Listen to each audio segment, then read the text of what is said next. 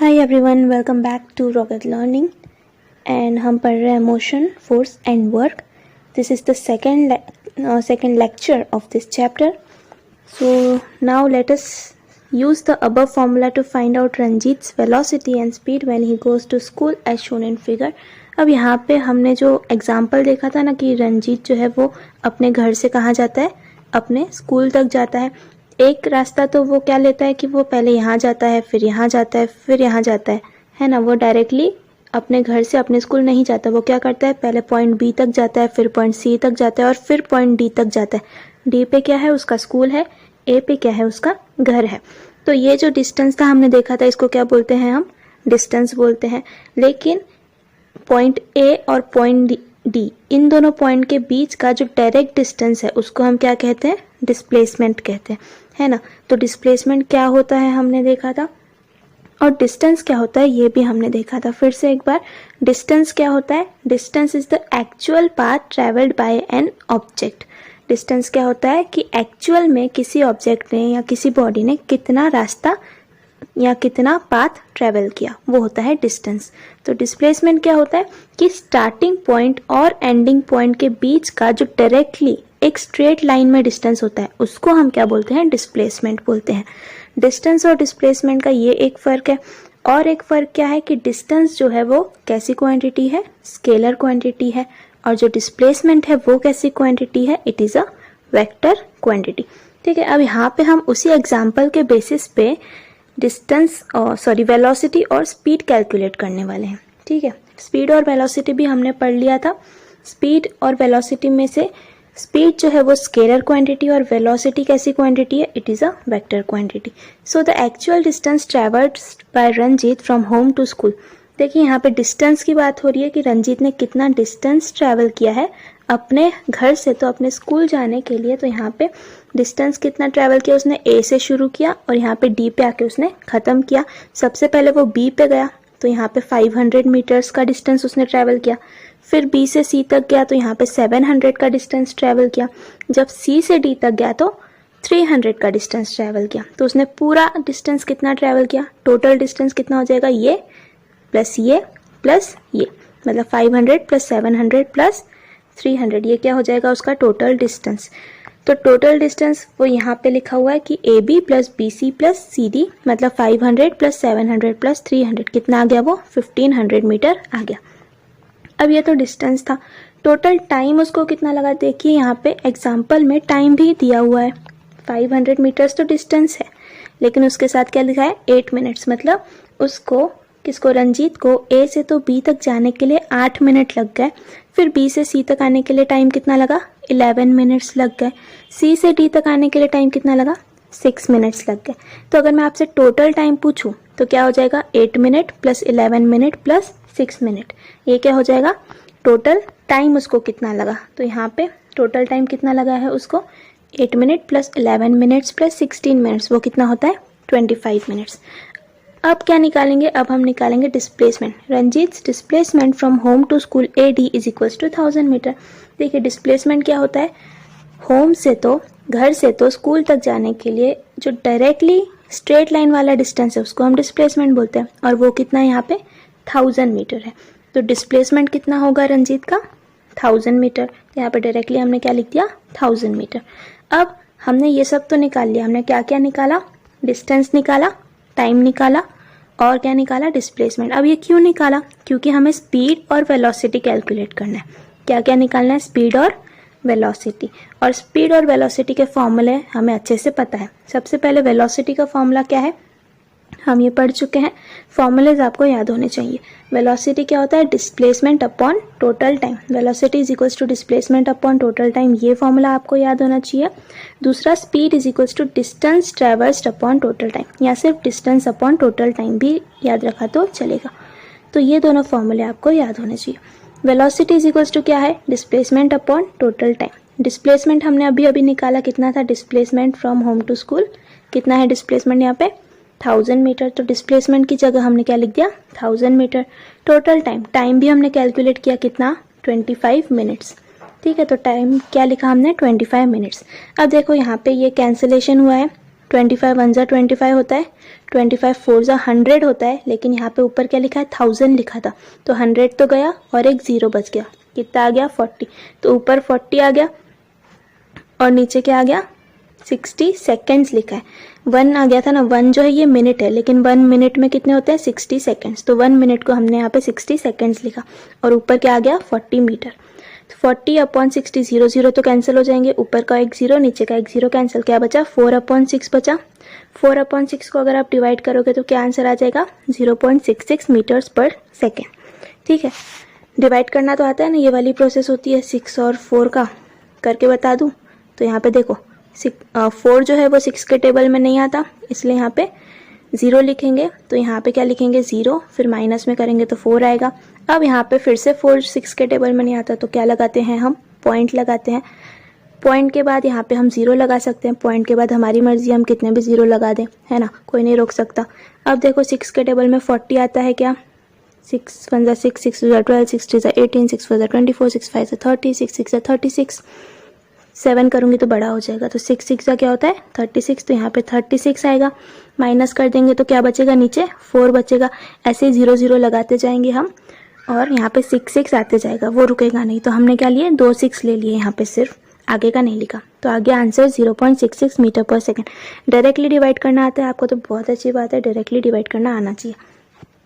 फिर Ranjit speed while going to school, Ranjit की speed क्या हो गई, ये तो हमने वेलोसिटी निकाली, वेलोसिटी कितनी आ गई 0.66 मीटर पर सेकेंड। अब हमें क्या निकालना है, अब हमें निकालना है स्पीड।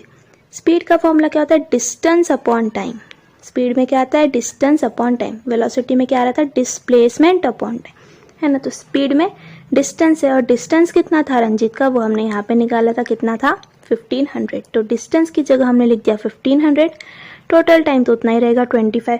इसको भी कैलकुलेट कर लेंगे, देखो 25 1 जा 25 हो गया और 25 के टेबल में 150 आता है क्या, हाँ 6 जा 150 होता है और एक 0 यहाँ पे था तो 0 लगा दिया, तो 60/1 यहाँ पे फिर से आ गया, लेकिन ये 1 मिनट है और 1 मिनट में कितने सेकंड होते हैं 60 सेकंड, तो 1 मिनट की जगह हमने यहाँ पे 60 सेकंड्स लिख दिया, तो 60/60 कैंसिल हो गया, बचा क्या 1 मीटर पर सेकेंड, ये हो गया स्पीड।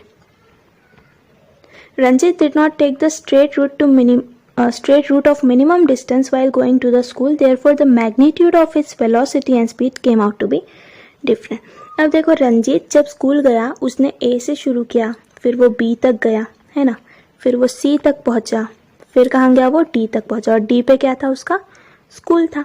तो रंजीत जो था वो डायरेक्टली स्कूल नहीं गया, बल्कि वो थोड़ा घूम फिर के आया और फिर वो स्कूल तक गया।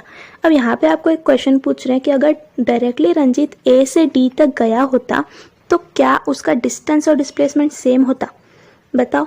अगर रंजीत A से D तक डायरेक्टली चल के गया होता, ऐसे ही एक स्ट्रेट लाइन में गया होता, तो क्या उसका डिस्टेंस और डिस्प्लेसमेंट सेम आता, यस। इसका आंसर क्या है, यस, उसका डिस्टेंस और डिस्प्लेसमेंट सेम आता, क्योंकि डिस्प्लेसमेंट तो हमेशा यही रहेगा स्ट्रेट लाइन, लेकिन इस केस में उसका डिस्टेंस क्या हो जाता, distance is the actual path, वो ऐसे ही तो गया है तो यही तो उसका एक्चुअल पाथ है ना, तो डिस्टेंस भी वही रहेगा और डिस्प्लेसमेंट भी वही रहेगा।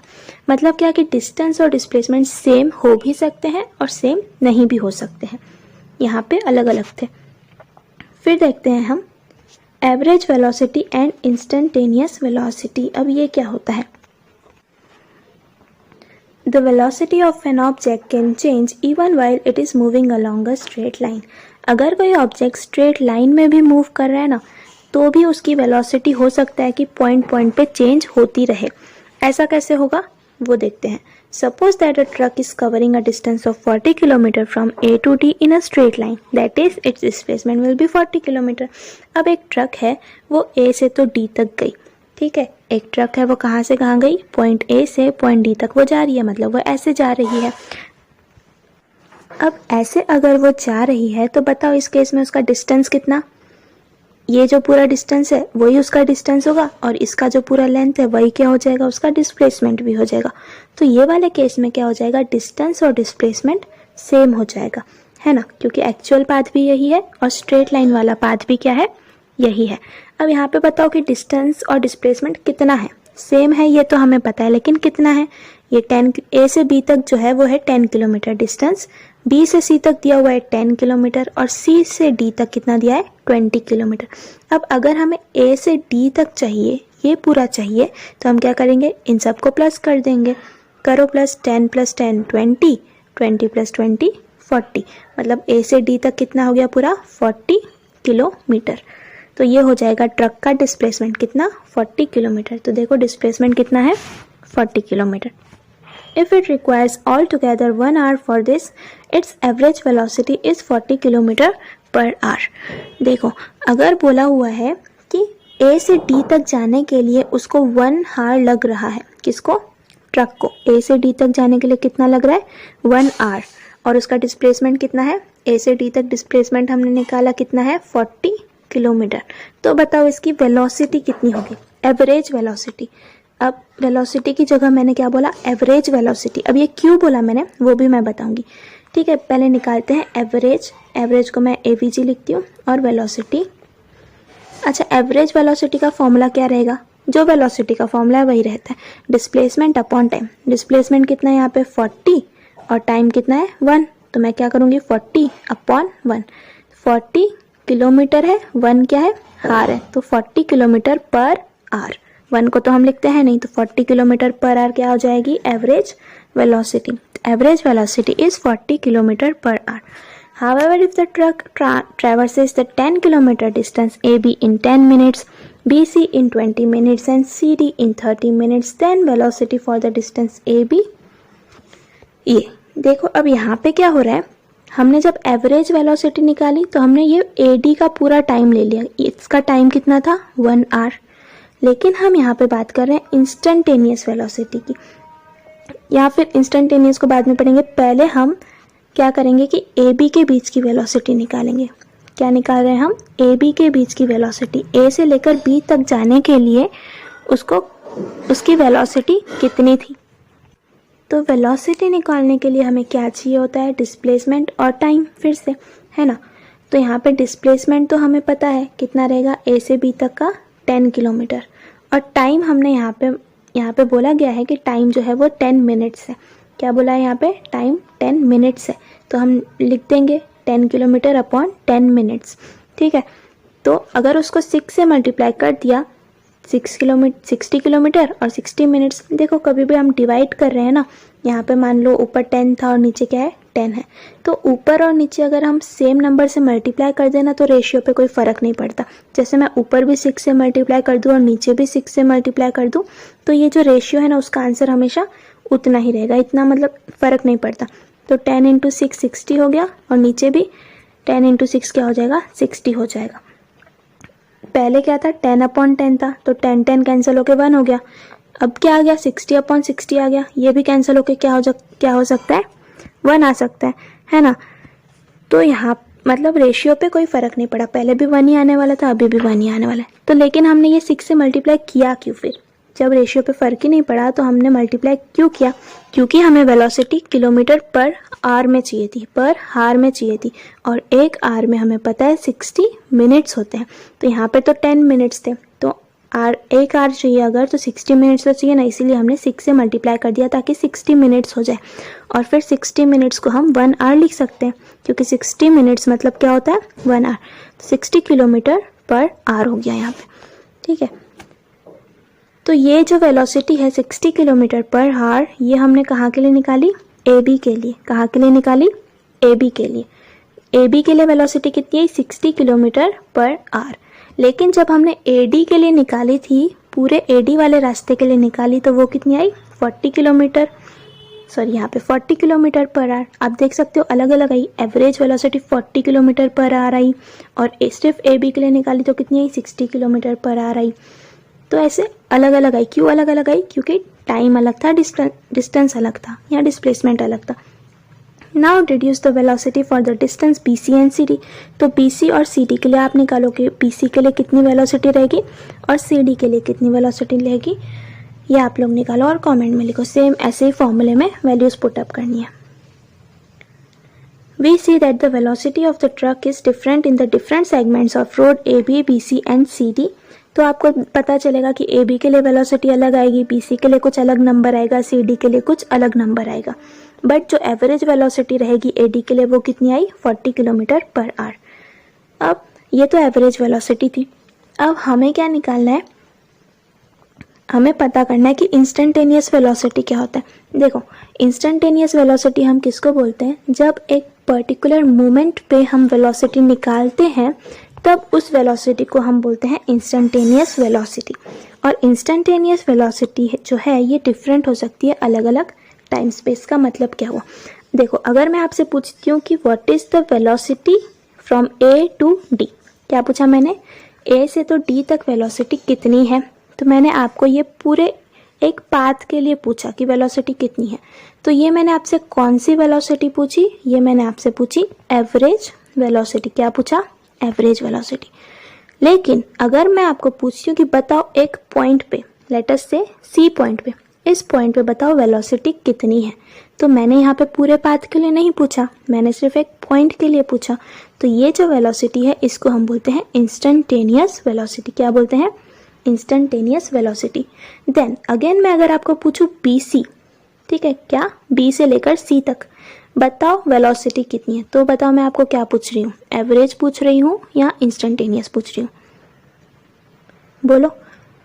देखो फिर से मैंने यहाँ पे पाथ के लिए पूछा, बी से लेकर सी तक पूरा एक लाइन खींच गया, तो ये जो है ये एवरेज वेलोसिटी मैंने आपको पूछी। अगेन अगर मैं आपको कहती हूँ बताओ पॉइंट डी पर कितनी वेलोसिटी है, कहाँ पे, पॉइंट डी पर, तो फिर से मैंने आपको एक इंस्टेंट के लिए पूछा, एक पॉइंट के लिए पूछा, तो ये बताओ ये एवरेज वेलोसिटी मैंने पूछा या इंस्टेंटेनियस पूछा, इंस्टेंटेनियस वेलोसिटी पूछा।